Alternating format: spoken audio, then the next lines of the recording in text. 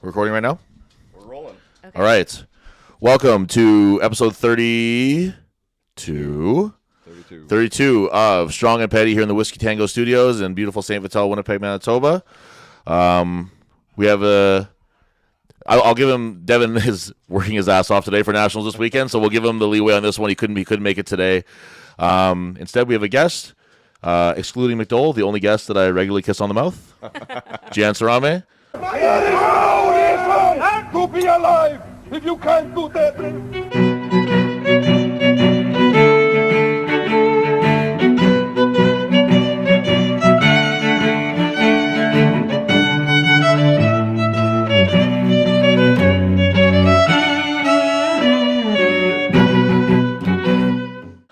Hello. There you go. And Jeffers, don't forget you can. And Jeffers, yes, Jeffers get some loving too. Yeah, so we're here in the right at the wire of Nationals now, and so yeah. Devin, we went out there yesterday to St. Malo we got two dogs in here right now too, so it's gonna be a little bit of a crazy one. We went to St. Malo yesterday to kind of load up all the equipment and fill all the kegs and shit, and it's just like the last minute little details, and we're getting the food ready for the dinner afterwards and everything. So Devin's running around like a fucking madman right now, so I thank you, Devin, for all the work that you're doing, and thank you to all Devin's people who came out yesterday and helped us out, and Gordon, Jocelyn, and Mara, and Devin's wife, and Russ, and everybody else who just came and lent a hand, because goddamn that would have been a lot of work with just me and Devin, and Jian came out too and helped out. So yeah, don't miss that stuff. No, that's I was there too. Well, you know, it's that it can be the part of strongman that's really fun if there's no pressure to it, if there's no timeline to it. You know, when you get a bunch of kegs, and Devin had like his tractor out there, so we hung the kegs from like a crane scale and just filled it with sand. That would have been a nice day to spend, you know what I mean, like on a Saturday, whatever. Just it was a beautiful day. But when you have this kind of thing looming over you and you're thinking about the weekend and stuff, it feels like a lot more pressure than it feels like fun. But this dog's gonna snap at Dolly right away, I think. Anyway, Jan, happy to have you on here. We've talked about you plenty of times. Jan's my girlfriend, for anybody who doesn't, the uninitiated. They haven't caught on yet. Yeah, if you weren't aware, stop listening. You haven't caught This anything. is the hard launch. It was always a will they, won't they? So yeah, exactly. That's right. Yeah, me and Jan are dating now. As of today. As of today, yeah, it's official. We've gone official. Dolly's here going kind of crazy too. I went to a powerlifting meet over the weekend. And Jian went to the last lift of a powerlifting meet over the weekend. Okay, so I caught that on, because I worked all day, and I got there right before Thrones was supposed to go. Okay. Last lift of the day, last lifter of the day. So I just walk in, trying to catch him, and somebody goes, "Hey, did you check in?" And I was like, "No, not yet." And they say, "Yeah, we just need you to go to the front desk." And they said, "Well, it's $5 to get in." Since the day's almost over, it's $5. So they were going to charge me $5. They were going to get that money no matter what, I'll tell you right now. So I said, "I don't have any cash on me." They said, "Okay, so you can just e-transfer right here." I said, "Okay, cool." So I just walked away and I didn't e-transfer them.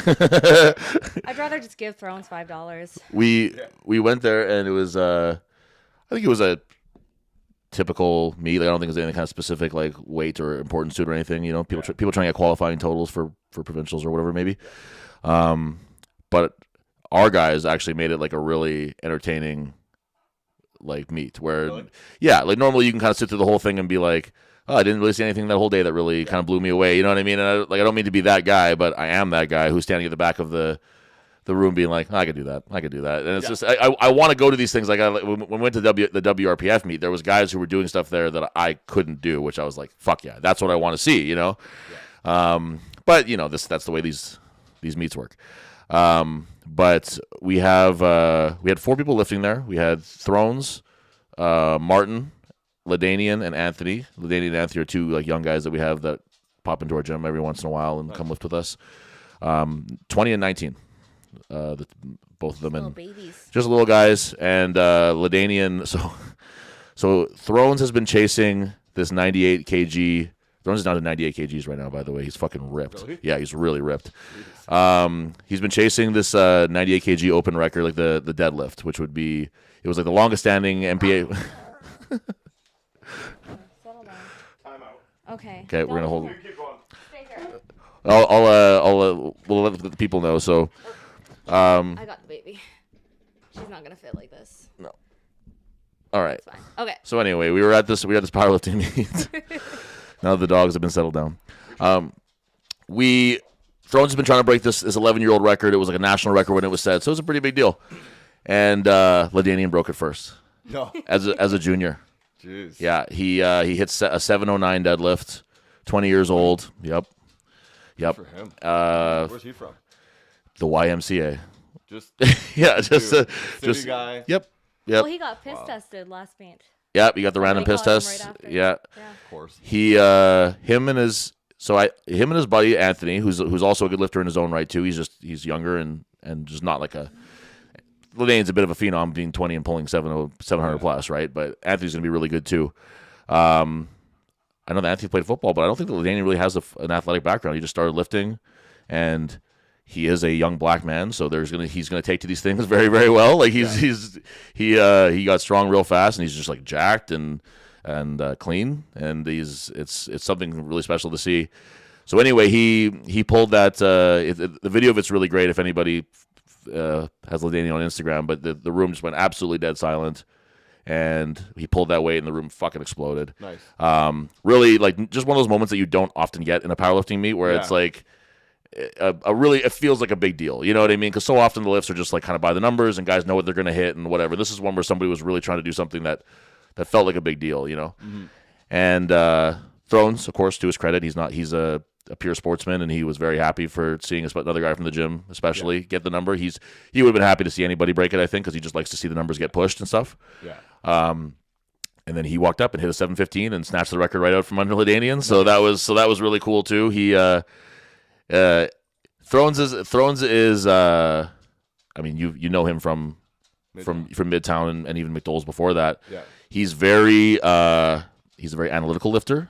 He's very evidence-based kind of guy. He's very specific about how he trains and by the research, by the numbers kind of guy. Yeah. So it's really, really fun to see him get into a little bit more of like a competitive side and a little bit more of like maybe our side of kind of things, a little more like the meathead side, where he pulled that deadlift and he held it and he looked at LaDainian and yelled something to the effect of like, not yet, like not today kind of thing. Yeah, it was really, like he called him son, and it was really, wow. Yeah, it was really, really good. His head the whole time. Yeah, it was really awesome. And that's fantastic. yeah, it really made me happy to see just the Iron Age guys were really the stars of the show there on that day, which makes me happy, obviously, being my gym. But I just like seeing guys pushing each other too. Yeah. Like LaDainian's a guy who's going to keep Thrones on his toes, and Thrones is a guy that LaDainian can look at and be like, that's the kind of stuff that I want to make sure that I'm doing when I get to there. And Thrones made a bold prediction, but Thrones is one of those guys when he says something, you tend to kind of just be like, yeah, probably. Yeah. He says that he thinks that before LaDainian is finished being a junior, he'll pull 800 pounds. Oof. Which is a big thing, and I know pressure on LaDainian. But I think that he is capable of doing something crazy like that too. So here's hoping. But everyone who went there did a really awesome job. Anthony and Martin both. Just like everybody hit like PRs in every. It was just one of those days, you know what I mean, where it all just kind of came together, and it was just like awesome. Like everyone did exactly what they wanted to do that day. I think that Martin didn't get the total that he wanted to qualify for either provincials or westerns. I don't really know how it works, to be honest with you, but still had a great day, hit PRs, so we were thrilled with the whole day overall. I think that all the best lifts on the guys' side were won by our team. Yep. I think so. Sweet. Yeah. Overall, best squat, best Deadlift and best bench. Yeah. Yeah. So really, really happy with all that. Really happy with everyone who just showed the fuck up. Iron Age taking over. Yeah, you're trying to. You know what I mean? Like I made a little kind of snarky video on my Instagram afterwards that we're not just the strongest strongman gym, which we are also that too in Manitoba, but we're the strongest powerlifting gym too. And you know what? I don't give a fuck about powerlifting. So if you do, you should really try harder, because my gym's better than yours, and I don't really give a fuck about it. So Yeah. no, I'm just kidding. But you're not. But I'm also not kidding, really. I say it every strength event. Yeah. Well, I don't really care because our gym's better. Yeah, our gym's the best. But I do kind of plan on putting my money where my mouth is too, because I think there's going to be another WRPF meet early in the new year, and I think that it should coincide enough with the strongman season, like far enough away from the strongman season, that I should be able to jump in and do it. I know that Dan wants to do one too. Yeah, so I've just never done a full meet before. Yeah. So I figure I should do that if it's available to me. Yeah. And the WRPF is cool. WRPF is cool too, because they're like a fledgling thing that's trying to get started in Manitoba, and you know, we know that the NPA has sort of like a firm hold on things here. So it's nice to have, first of all, more places to compete is always good. And different rules for the WRPF, which makes it more fun to watch. Yeah. But even besides the obvious rule that's different, but like they use like deadlift bars. You know, they use squat bars. Yeah, they play music. They have lights. It's just a really cool atmosphere there that was really fun. And if nothing else, I'll be looking forward to at least attending it. Yeah. They have a fog machine and everything too. It's so fun. Really? Yeah. They go all out. You know, it's so cool. It's like what was the one that you go to in the States there? I think it was Minneapolis, right? Either Minneapolis or Fargo. Yeah. Like Fall Brawl or whatever. Right. The one at Shenley High School was always great, and like just blasting metal all day. And other competitors are nearly on the platform, like slapping it while you're pulling, and yelling and cheering for you. And, it's such a cool atmosphere. And I that was my jump into powerlifting. Right. So to go to that and then come back to this. Right. You're like, it's like doing math all over again in school. Like doing homework. Would you like, okay, so how about this though? Do you think that if your first introduction had been to more regular powerlifting or like more like the IPF style of powerlifting? Yeah. Would you have been like, okay, this is what it is and kept going and then been like happier when you saw the was it WPO? APF. APF? Yeah. Happier when you saw the APF one, or do you think that would have just not caught your attention? No, because that's more me. Yeah. You know what I mean? Yeah. So I would have been like overjoyed to see that. Right.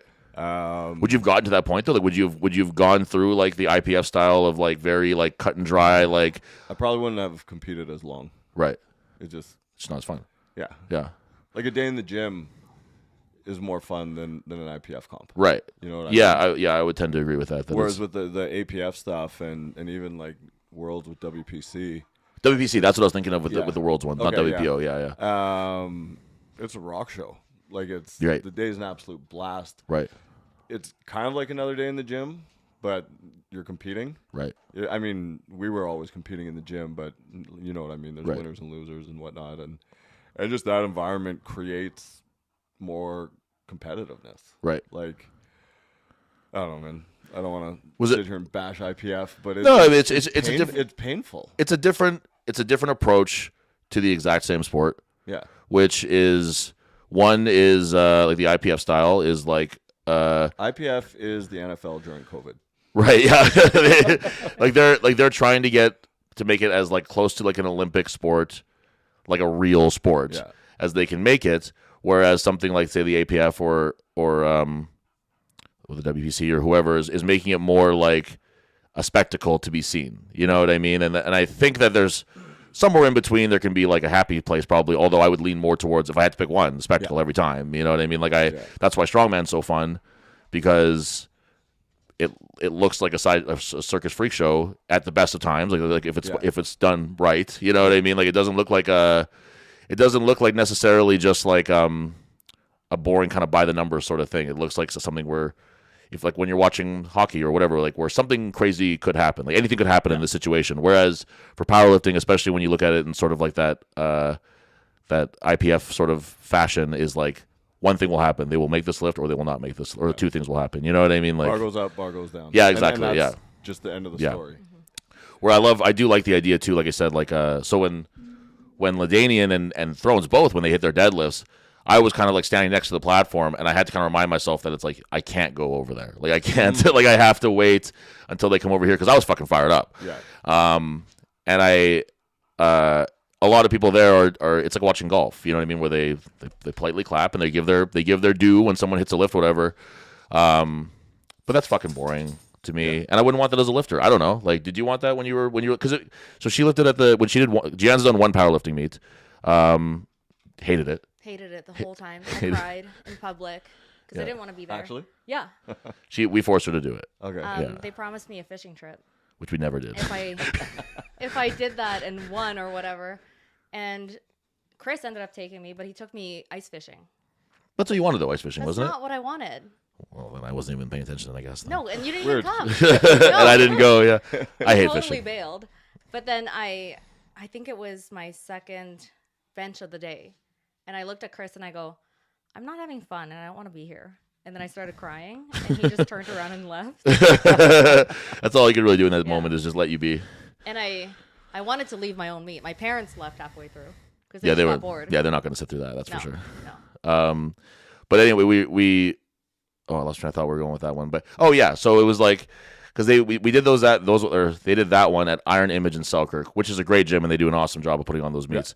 Yeah. They've changed their format now to what makes a little more sense, where they have kind of like a classroom almost off to the side. Yeah. And that's where they did the lifting part, and then the whole gym was the warm up area. And they flipped that now, which makes a lot more sense, and they've done a great job with that. So now that back room there is for warming up, but it used to feel like you were lifting in a classroom, and it would be like it was a presentation. Literally, like it's like, all right, Jian's turn to do her presentation, and which is her deadlift today, and you know what I mean, like, so they switched that up, and it makes it so much more watchable. But I remember being there and being like, that was a very early powerlifting meet that I ever went to. I don't think I've been to that many before that. And I was like, well, everyone else here is being really quiet, but that's not the way that you lift in the gym. Like, there's lots of noise. We're always yelling at people who are going and stuff. Yeah. And I was like, even if I felt some sort of shame, which I absolutely do not, about making too much noise or whatever, it wouldn't help her to be quiet here. You know what I mean? Like, I have to be fucking loud. I have to yell at you. And so, like, say Ladanian, I could tell he was pretty dialed in. So I kind of I was like, I'm gonna stop here or whatever, right? But once he hit that deadlift, I wanted to fucking fly onto that platform, but I knew that I was like, maybe they'll even take away the lift. I don't even know how it works, so I just didn't. But yeah, it was actually as far as it was a longish day. Like, I got there at like 9:15 and then left at like 4 o'clock. So yeah, that's about right. It's not crazy long for powerlifting meet. It was longer than I planned on being there, but it was getting fun to be there, and it was exciting. And we had a good turnout from our gym to watch it and stuff. So I stayed for the whole thing, and it ended up being fun. But yeah, you got there for the one lift at the end that made it worthwhile. Yeah, the $5 lift. The $5 lift. The $5 deadlift. It was great. Jan, I'm gonna produce my phone here for 1 second. We had a question that we put out a little Q&A here for Jan. I got a couple here. Yeah. So one that was asked to me is, and I think it's sort of an interesting thing because we've had me and Devin sort of like. I don't want to say complaining, but talking about nationals and stuff. What's that? Devin and I. Sorry, Devin and I. That's the correction. Yeah, no, mean Devin because he's mean to me. We've been talking about sort of our perspective on this, and we say all the time that it's like really hard for us to do without our partners, and Danielle's so involved, and you're so involved too with whether it's anything to do with strongman, whether it's competing, putting on shows, whatever. So this guy asked. He said, from your perspective, what's been the biggest headache of nationals for you? The biggest headache? I would say, like, when I'm at home and I just want to spend time with you, you're just like buried on your phone. Right. And I go, hey, what are we having for dinner? And you go, I'm working. Just 1 second. Yeah, I get pretty easily. That's very annoying to me. But other than that, I like everything. I get pretty easily agitated because I don't like being on my phone, answering a bunch of messages and shit. Yeah. And then it's like I'm not happy to be like not present when I'm home and stuff, whatever, right? So the whole thing just sort of like makes me agitated and stuff, and then I get this little fucking voice in the corner being like, hey, like, when are you gonna be done? And I'm like, I don't fucking know. Like, when the messages stop coming, that's when I'll be done. Yeah. But all I'll see is the top of your head, and I go, hello. Yeah.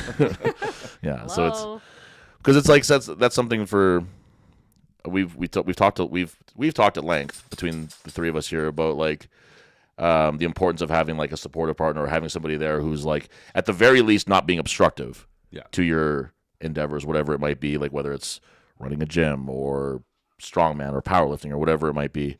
But sometimes you get really lucky, and not only is that person not obstructive, they're like beneficial and they help and they make things easier for you, which, believe it or not, you actually do for me. Wow. So you make things a little bit easier. But like, but I kind of I thought this might be an interesting perspective here because I think that so many strongmen and powerlifters have never talked to a girl even before. So it would be interesting for them to get an idea of like what it's like to have a partner and someone who loves them, because you don't. So let's use like as an example, like say something like you came with me to Westerns this year. Mm-hmm. What is that whole what's the emotions, what's the feelings, what's the day of, the day before, the day after, all that kind of shit for you? A lot of it is just making lists. So I make lists of what we need for the day. Like I go by events and what gear he needs for that. So like if he needs wrist wraps, different shoes, all of that, and then just playing Tetris with everything and packing everything properly and like having meals ready, even just for traveling day, it's a lot. But I like being like, I like the stress of it. Maybe that's why I like it. You like the like kind of be like feeling you have to get shit done. Yeah, and like because I hate that feeling. Yeah. So it's good that someone likes it. But it's good to be like over ready too, like over prepared for it, because Well, it's better to have it and not need it. Well, the worst thing would like being at a comp and forgetting something. That's like it's that's a literal nightmare. Like that's literally a bad dream that what people would have would be like, I forgot my knee sleeves, or I forgot my wrist wraps, or I forgot one single thing. But it's nice to have a second set of eyes on that, because I do forget shit all the time. Like I'm really bad. I've always been all the way back to playing hockey. Really? Where I would just be sitting there and I'd be like, I forgot my fucking my entire shin pad. You know what I mean? Like it's just like yeah, I do it all the time. And my dad can attest to how many times he had to drive back from fucking wherever to St. Vital to grab one piece of equipment that I left on my tree or whatever. Yeah. Or nowadays, Swinge. Swin does it a lot for me too, actually. Yeah, he's all over the place for us now. He's ran and grabbed my mouth guard a few times from the gym that I've forgotten it. Yeah, so I do actually shout out to Swin. Grab it without the case too, because it's usually just lying around the gym. Yes, so I'll just pick it up from anywhere. I lost the case for it, so I just yeah. Hey, if that's my penance for having to have him do it, then I understand entirely having to taste his balls in my mouth. But I feel like with competition days, I'm more nervous than you are, because I just want you to have fun. Because like if an event doesn't go the way that you want it to go, I'm like, oh, he's probably not having fun. I'll take it out on you. No, not even that. But I just get bummed out that you're not having fun. Yeah. Because I'm always having fun. Right. Yeah. Well, now you've gotten to a point too where you've been to enough competitions that you started to like, you have friends at them now, and like there's people you know, and like the girlfriends of other guys, or just like the BC people, they bring a whole crew with them when they come to do competitions, and you met a whole bunch of them last time, and now they'll be here this weekend, right? So it's a social aspect now, I'm sure, for you too, a little bit. I like it. Yeah, it's great. Yeah. So like let's talk a little bit about like during the meet day, because also not only are you looking after me, you're looking after Dan, or I mean literally anybody else who's competing there that day. They kind of fall under your umbrella of care. So like do you feel a lot of pressure to do that? Like is that like do you wake up that morning being like, I have a big fucking day ahead of me, or you just sort of go with the flow? No, I just like it. Like I look forward to helping people, because otherwise it would be really hard, and they don't perform as well as they do, or they could maybe. Because if I'm always usually the one spraying sunscreen on everybody, so I just like, which is like a crucial thing that everyone forgets about. Yeah. I do. I know. I forget about it every time. So I just buy a family pack, and I just hold my finger on it, and I go through everybody. Yeah. Yeah, because it's like, and like I think about like say like people aren't going to perform as good as they could, or as well as they could. Like CSM would be a prime example of that for me, where it's like you're so beat down by every day of competing, and you're just like, I don't really give a fuck about eating anything. I don't really give a fuck about any kind of recovery stuff. I'm just going to go to bed, and especially if it's like the first day was a hard one for me. Like it was 3 or 4 events, and the only one that I did well on was Stone. So I was just like kind of over it, you know what I mean, already after day 1, and then it got better after that. But it was just like, I was like, I'm just gonna go to bed. I don't really give a fuck. And she was just like, what are you, a moron? Like, you have to eat and like at least take a shower before you go to bed. Like, it was just so. But it was things like that that make it a lot easier. And like, if you don't have, I felt bad for the guys who were there by themselves, honestly, because that makes it a whole lot harder. Like, if you're not there with your significant other, or whoever that may be, it makes it way harder. To the hotel after, let's say, the first day. So for you, the day stops when the events stop. For me, I'm running around after you, trying to get the next day ready, or like just hitting your hamstring, like your hamstring cramped up.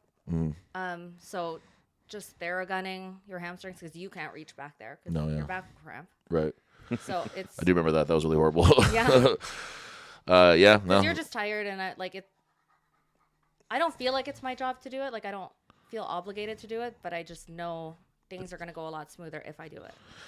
Well, I'm glad you don't feel that way, but you are obligated to do that. But hey, I'm really happy that you don't feel that kind of pressure, because it's there. The pressure's for sure there. Okay.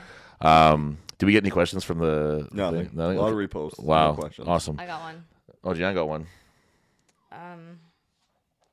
So I got one thing, and it says, "How does it feel to be the power behind the throne?" The power behind the throne? Yeah. Like Michael Throne? No. Iron Throne, I guess. The Iron Throne. That's from Candace. Candace, why don't we get into that a little bit, because it's like that's another thing that you've really been instrumental in is Iron Age. Like Swint's partner Tara is a big part of it too, but I think that she would agree too that you're really the lady of Iron Age, but just due to your involvement and just being there and competing and whatever else. Like, is that a position that you've ever imagined yourself in? Is like oh, I gotta be like the mascot for this gym? No, not really. I don't know. Like we started the gym in a garage during COVID, so we all had nothing better to do but lift for 4 hours in a day. Now that enough time has passed, we never once obeyed the COVID rules. We were without masks, and we were in a big room or in a small room with lots of people, lifting weights, breathing heavy on each other. Never once listened to his protocol, so fuck you. And I have this picture pop up in my phone every year, because you know how you get those like memories? Yeah. We had to take a 5-pound dumbbell and bungee cord it to the end of a barbell, because that's all we had at the time. Yeah. And every year that pops up, it makes me cry. It's like, oh my God, we've come so far. We bought those iron plates that were in the back room of Midtown. Yeah. And there just wasn't enough 5s on there, so that was one of the things that we had to do. Is if we wanted to get and that right increment, we had to start bungeeing dumbbells to it instead. That's so funny. Yeah, definitely humble beginnings when it comes to Iron Age, that's for sure. And then we didn't even have a squat rack or anything. We were doing floor presses off of floor jacks. Which is scary. Yeah. Which is insane. Very scary. Like car floor jacks. Yeah. Do it like we couldn't before we got our bench in and stuff. We were just doing floor press off of that, which seems like a really good idea until you realize that there's nothing to bang it up against behind there. So you have to very carefully have your spotter.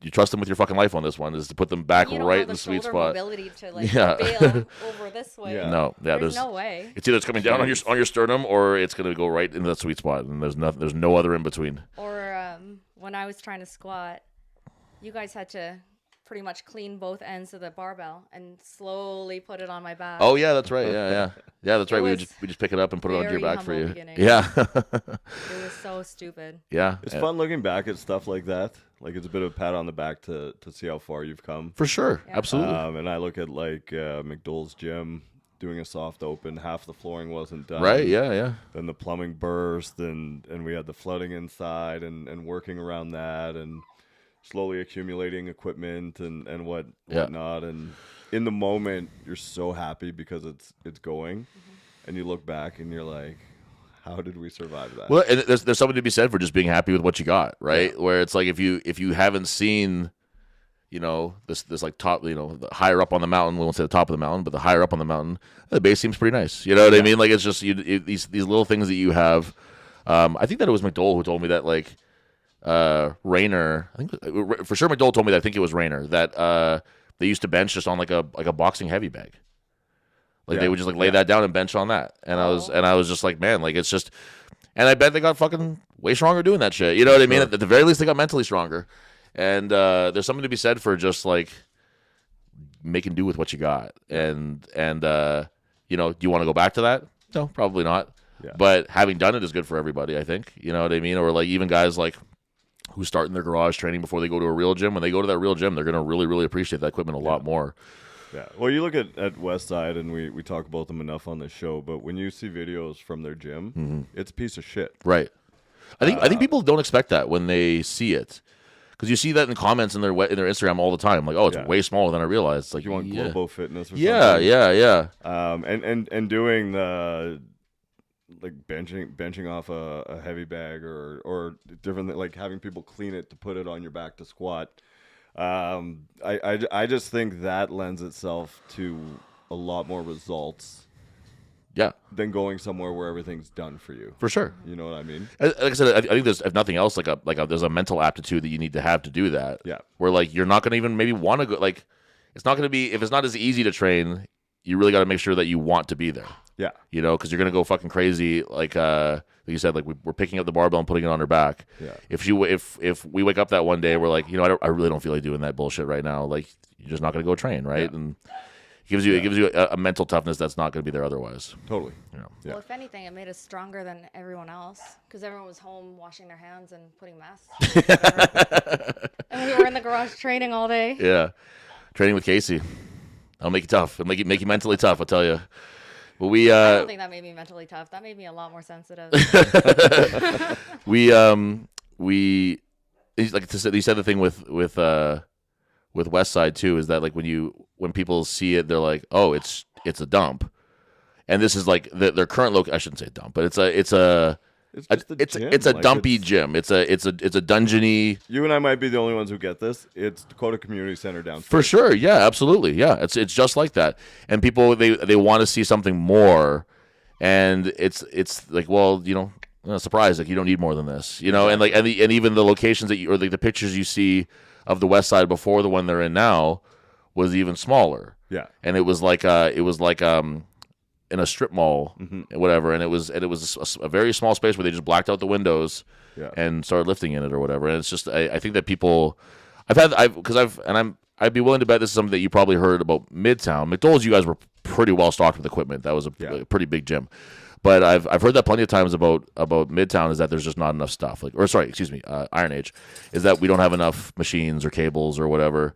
Yeah. And it's like, oh man, if only there was some sort of evidence that you could get stronger without machines and cables and all the superfluous stuff, but there's just no proof. Without a lateral raise machine. Yeah, and like and I've said before that Thrones is 98 kg right now. He's fucking ripped. Like he looks like a bodybuilder, just with what we have at our gym. Yeah, and I don't mean to make this like an ad for Iron Age or whatever, but really more it's just a testament to you can make do with very little and get really fucking good with it if you're willing to put the work in and have the mental fortitude to do a lot of the same exercises. Yeah.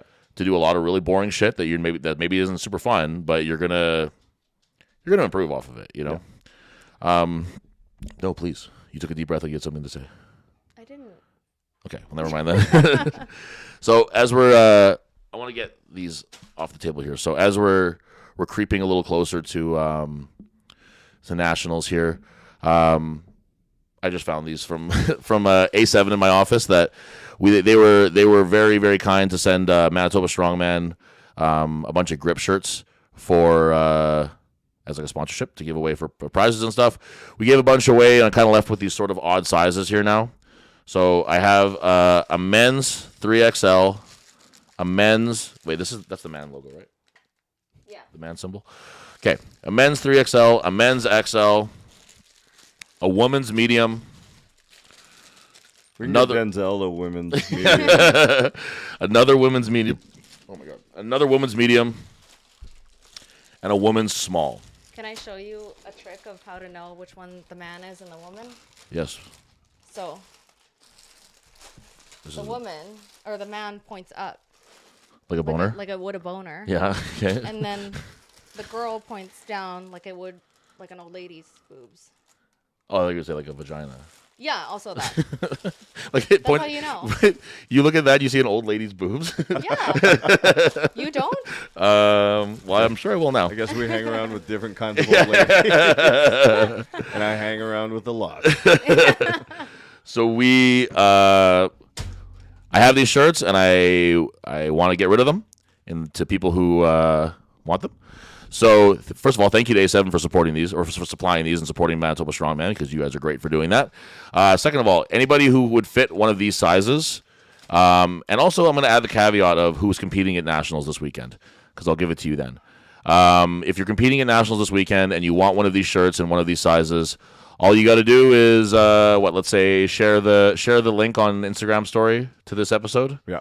And tag Strong and Petty, and I don't know, whoever does it first, or if it's a bunch of people, then we'll just pick someone at random. First person to post Devin's phone number on their Yeah, I like that plan actually.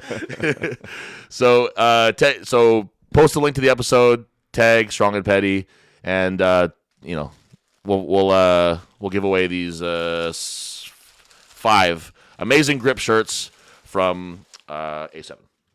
Can they wear them for nationals this week? That was probably the question that we've been asked more times than any fucking question this whole, starting at the very beginning of the year was, can we wear grip shirts at nationals? Yes, you can wear a fucking grip shirt at nationals. Thank you. Yes, you're allowed to. They literally put out, because they do like a video rundown of all the events just so everyone has a very clear idea and there's no surprises when you get there. And so Devin posted the video, and I swear to God, like 6 people were like, "Can we wear a grip shirt? Are grip shirts allowed? Like, can we wear grip shirts to this event?" And then even Jeffers was like, "Can we wear grip shirts to this event?" What event? You can wear them for the keg, like the keg loading, because the keg's kind of slick, I guess, so it makes sense. And normally you could wear it for the press if you have to do like a clean of any kind. But since it's a Viking press, that's unnecessary. Although I'm sure some people will still ask if they can wear it for some reason. I have no doubt that someone will be like, "This will help me for some reason with my Viking press." Can I wear it too? As a spectator, can I wear one to come watch? Absolutely, yes. And I strongly encourage that if you have one and you're sitting in the crowd, please wear your A7 or your Cerberus or whoever grip shirt. It'll make you much better at watching the event. You'll stick to your seat much better, and you won't slide down or anything. It'll be the slouching. Yeah, it'll be great. It'll be really helpful for you. I'm gonna print out signs, and then I'm gonna have them everywhere, all over the venue, saying, "Yes, grip shirts are allowed." Grip shirts are allowed. Do not yes. ask anyone else. Yes, grip shirts are allowed. If you ask, it's less points. Figure 8s are allowed. Like, it's just these. They've always been allowed, and they're going to be allowed. So yes, what about lifting gloves? That's Those a great. are not allowed. That's a. I would. Yes. No. Absolutely. You can wear lifting gloves. I love that idea. The little fingerless gloves. Yeah.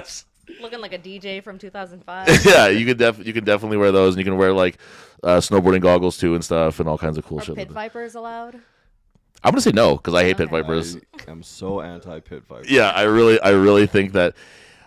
Well, if you're one of the strong men that wear them, I'm sorry, but I think that that's like the number one thing where it's like, well, I don't have a personality, so I better buy these sunglasses so that people think that I'm cool. These sunglasses that used to be hard to find, which is why they were cool in the first place. Yeah. And now you can buy for fucking $30 on their website. Anybody can do it, so there's not really that same coolness to them anymore. But hey, A lot of them would disagree. what the fuck do I know? I'm not a fucking fashion expert. I'm just a guy. And they're so ugly you can't even ironically wear them. No, they're gaudy and silly and like I know that's the point. I know I get it, but it's just like they just don't do it for me. There's no defending them. Like they it's very, very hard to defend them. And I know and a bunch of the pros on the circuit wear it, and they're probably going to be Listen, upset Sam with me. Riesling likes them, so maybe I like them now too. Oh, you like Sam? Now I do, yeah, for Oh sure. yeah. Sam's like super got super hot. super jacked, super good looking guy in the strongman scene. Oh, okay. Yeah. So I didn't like the hair that he had in 2017 though. hey, we can't be winners all the time. I got terrible hair right now, so. That's one of the things that people might not know about Jian is that she's one of the horniest people in the strongman scene, and this just being around the scene it really does a lot for her. It really helps her out. So it's you guys are all doing a lot of work by In just. my defense, though, every day that we come back from an You event, say in your defense like he was taking a shot at you. Yeah, no, it's I just think that's this. a pat on the back. No, it's just this is just the way it is. every time we go anywhere, Tyler likes to like find the roster of who was there, and he goes, "Okay, smash or pass on this one." Really? No? Okay. Just- and then he moves on. I'm just curious. I just want. Yeah. Because she has a very we'll call it like eclectic taste, I guess. You can say weird. Weird, yeah. Where like I look like I do, and then the guy that she was dating before me looked like a scarecrow man with no facial hair, and it was just like it was a complete like opposite ends of the spectrum. So it's very interesting to find. I find it very interesting. Even now, we've been dating for 3 years, and I still really have no idea what you like in a man. Like I It really boggles you, and it's really funny. yeah, it really is. It's It astounding really to me. upsets him. It's like, really? That guy? Like, yeah, obviously. And then I'll point somebody and she'll be like, no, not that one. I'm like, really? He's good looking. It's like, well, if you think he's good looking, then you fuck him. I don't know. We got time there, Beeks. We got 20 left. 20 left. Okay. I think we have to cut it a little bit shorter today because we're on a bit of a time crunch here. But let's get the Falcons report before we get too far away from it here. Bad news on the phone. Oh, no! No! Oh, and like we went out in style. Wait, when you say you went out, does that mean there's no Season's playoffs? done. Oh, Yeah. wow. But yeah, we made a whole spectacle of it. Did you? Please. Last game of the year, Mustangs have one loss. Yep. And we have one loss. Right. So whoever won that game is going to the playoffs. Mustang has that freak big guy, right? You're saying? Is that them? That was the other Mustangs team. There's two. There's two? Mustangs Okay, teams. okay, Two okay. Mustangs. Okay, gotcha. we're at their field, brand new field, beautiful. Maple Grove? You know Maple Grove, right? Yeah. That's beautiful, caged-in turf field. Yeah. Oh, really? They switched it up, eh? Yeah. Wow. It's really nice. They win the toss. They defer choice to the second half, so we take the ball. Mm-hmm. Kick the ball off, hits one of our kids square on the chest, bounces, they recover. Oh, no. 2-3 plays later, they score. So we're not a minute into the game, 7-0, and we should have gotten the ball first. Kick off again. Little spinner. Kid kind of stumbles trying to pick it up. They recover it. They score again. They kick off again. We finally catch one. Running it up the middle. Just arm comes out of nowhere, rips his arm, fumbles. Oh, no. Score again. 10 minutes left in the first quarter, and we're down 21-0. Oh, my goodness. And then it was a fairly even game the rest of the way, but I've never seen a game start so poorly. Wow, yeah. And then with like about 5 minutes left, and I think we were down 28. I think it was 28. And you're just like, well, this isn't happening for us. Just took the kids on defense. I leave the offense alone, but I took the kids on defense, and I was just like, you two are blitzing this play.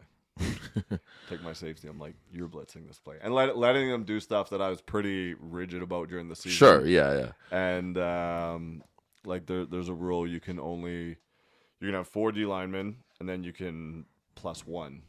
Okay. So you can rush a max of 5 guys. Right.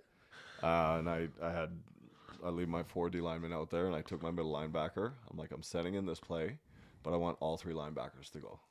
And he's like, but we can't. I said, we're going to lose the game if we do. And he's like, gotcha, coach. We were having more fun by the end of the game than the Mustangs were. Nice. Like the kids just kind of had a blast, and it was nice to go out that way. Like, sucks that we lost. Right. Although our Thursday night practice, I was so cold. Oh, yeah. My toes were frozen for like an hour after. Yeah, it's shitty out there now. The season doesn't need to go on too No, much. yeah, I was going to say, you might be glad now. Do Yeah. you ever watch the Shoresy? I love Shoresy. That reminds me. That reminds me of the end of the first season though, when they're just getting run up and they're just like, oh fuck it, let's just kill them now, and that's what they do.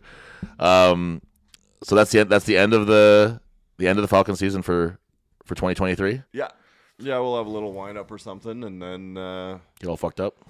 yeah, just like the With the punch kids? bowl. Yeah. Oh hell yeah. Yeah, Love that. It's too bad because Jian would have. I think she would have gotten a kick out of watching the kids play football because it's just they got big heads and stuff. And you would think that was funny. That would be really funny. Yeah. Just knocking heads together. Speaking of knocking heads, one of our kids, not a kid that liked contact, and they had a play outside, and he turned the corner and smoked this kid, like his first hit of the year. Right. And then he didn't get up, and he turns around and takes a knee and comes up, and literally like his eyes are like, Oh this. boy. And I was like, just stay down. You got the Devin Penner treatment. Yeah. Oh Yeah. my god. That first taste of CTE there, baby. Yeah, Oh. yeah. That's amazing. But his eyes were literally in opposite directions, and he's like trying to get up and get back Like to a the huddle. cartoon with like, the birds flying Pretty much. Oh Pretty my much. God. I missed a touchdown. This kid on their team broke, I think it was like 5 or 6 tackles. Wow. And I look, and 3 of our kids are hurt on the field. And I missed the It's like a rest of them. graveyard. One got up. One I literally carried like a baby, and then our trainer helped the other one off. It was just so much shit happened. You see, you would love seeing that. That would be really. Yeah, that'd be really funny. But I've got three of the kids are maybe like 4'8". Tiny, Wow. tiny little people, and then their helmets are like as wide as their shoulders. Right. That's like me at Iron Age. That's exactly like you just wandering around Iron Age, exactly like Bopping that. around. That's funny. So then now that we've reached the end of the season here, are you going to return to coach next year? If I'm free, I likely will. Yeah. And if I'm very fortunate, we'll be in post production for okay. my movie. Okay, cool. So, but by football season next year should be post production and film festivals. Nice. But Busy. yeah. Yeah. Very So busy. Next year's gonna be a busy year for me. couldn't commit the time to it if that was the case then, eh? Yeah, if I'm around and can't commit, I'll go poke my head in and help out. But I don't want to put my name on something and not be For sure. No, of 100% course. in. Yeah. Especially something like that too, where the kids are like relying on you, and they like you do pretty well with like the young guys too, getting them like all the kids that were at Midtown and McDowell's and stuff. Like I think I'm better with those kind of people than I am with adults. right. Well, it's just like you have a way of reaching them that like I always kind of struggled with. So that if you were there and then dipped, I think that'd be challenging for the team probably, right? So, Yeah. I mean, with anybody, but I forgot to. I wanted to make this like a question that I asked all the guests, and I forgot to do it with Dan last time, and I think that actually would have been an interesting answer for him. But Jan, I want you to imagine a situation where there's 4 children, Okay. under 18. So I said ukes, Yeah. and you're Russian. Just go with me on this. I heard cukes. There's 4 people around you. What are the oldest that those 4 people can be that you could beat all of them up? Girls. Let's say they're all girls. 3 years old. 3 years Probably. old. You don't think you could beat up 4 of like she has her niece is 4. You couldn't beat up 4 of Millie? No. She's tall now. She is pretty tall actually, yeah. Yeah. So 3 is the number 3 years for old sure. is the number 3. Yeah. For sure 3 Start maybe. kneecapping them. So if you have a situation where there's 4 6-year-olds who want to beat you up, that's curtains for you. You're toast. Yeah, I'd be dead. You'd be I'd be dead for sure. If they're vicious no enough, way. you might be dead. Okay, so yeah, like I said, we're a little bit of a time crunch here today, so we'll probably put a pin in that for pretty much right around there. What do we have time I there? wonder what Reese? Dan's answer would have been. We're at 45. Dan would have been. Dan would say 30 for sure. Well, I think the 30. I, 30-year-olds? Yeah, 30-year-olds. I think that the answer, like Dan could have said pretty old, and it would have been true. I think so. I'd be curious. Maybe I'll ask him and I'll report back next time what he says Well, about that. Did Because you play the video of Dan at the wrestling show? Can I play it real quick? sure. 'Cause it's I scary. didn't have Posted that one? I didn't have the audio of it. Yeah, she posted Oh it. my It's God. really good. I just want to So play it. I think I talked about this last time, but to give it a little context, I was a little concerned because Dan doesn't drink. It's a fun sort of drinking event that you kind of loosen up more as you get there. He's never been to a wrestling show before, so I thought it'd be very easy. He's a pretty introverted guy. It'd be very easy for him to be sort of sitting there like, oh, like Yeah. I'm not really, you know what I mean? And Not in his Gian's element. and Gian's losing her mind or whoever there, and I was happy to see from this video that was not the case. Okay. I probably watched this 10 times. It's so funny. for the context. This is him yelling at the guy that I was wrestling. Yeah, your opponent, Bobby Shane. Who everyone else in the building is cheering for, except for Right. you guys.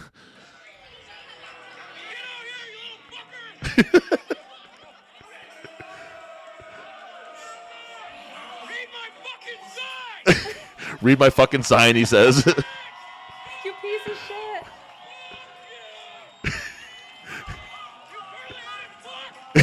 You curly-headed fuck, he says. The first time I watched it, I actually had to watch a second time to be sure it was Dan. Yeah. And I thought maybe the video is funny because the guy looks like Dan. Yeah, no, you've never heard his voice like that before, No. right? Like you've I've never heard him talk. Yeah, you've never heard him with a high volume of voice before. I've barely heard it myself, so I was really happy to see and hear that Dan had no problem blending. Maybe in fact A little too well. above the the rest of the crowd actually in like terms Where of did the sign come from? I made it. Okay. Yeah. Yeah. I had a message from Lexi saying, I didn't know he knew that many words. You curly-headed. curly-headed fuck. That's fantastic. Yep. So that was that, and actually this show was the Burt Show was a really big deal. I haven't really talked to you much about it actually. Yeah. The Burt Show was a really big deal because it was like a really big push, obviously, by everyone to get as many fucking asses in those seats as we could possibly get. Right. We ended up with between 1,000 and 1,100 people there, which is unheard of for Winnipeg wrestling. Yeah.